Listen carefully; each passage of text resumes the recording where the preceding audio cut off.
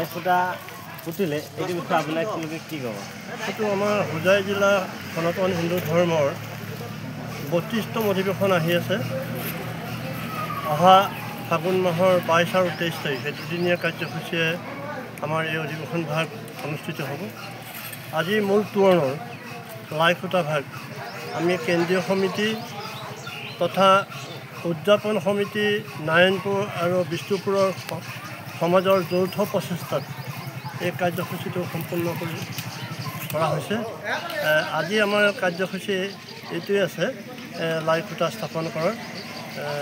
ইয়াৰ পাছতে আমি বাকী কাৰ্যসূচী আমাৰ প্ৰচাৰ পত্ৰিকাত যি কাৰ্যসূচী সমাজৰ মাজলৈ আমি প্ৰচাৰৰ কাৰণে এৰি দিছোঁ, এই প্ৰতিটো কাৰ্যসূচী সফল ৰূপায়ণৰ ক্ষেত্ৰত পদক্ষেপ গ্ৰহণ কৰিব উদযাপন সমিতি তথা কেন্দ্ৰীয় সমিতি।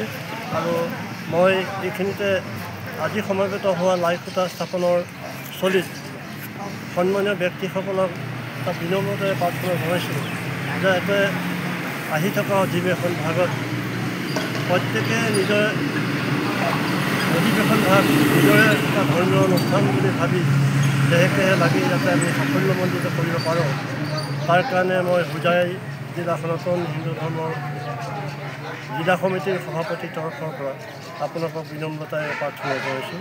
আজি মোৰ ক'বলগীয়া এইখিনি। লাইফটা পুতিলে এইটো বিষয়ে আপোনাক কি ক'ব?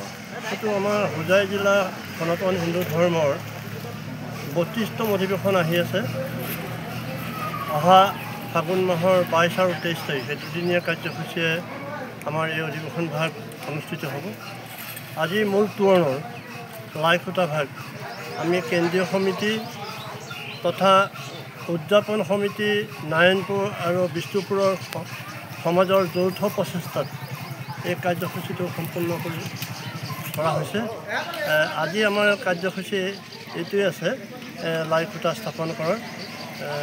ইয়াৰ পাছতে আমি বাকী কাৰ্যসূচী আমাৰ প্ৰচাৰ পত্ৰিকাত যি কাৰ্যসূচী সমাজৰ মাজলৈ আমি প্ৰচাৰৰ কাৰণে এৰি দিছোঁ, এই প্ৰতিটো কাৰ্যসূচী সফল ৰূপায়ণৰ ক্ষেত্ৰত পদক্ষেপ গ্ৰহণ কৰিব উদযাপন সমিতি তথা কেন্দ্ৰীয় সমিতি।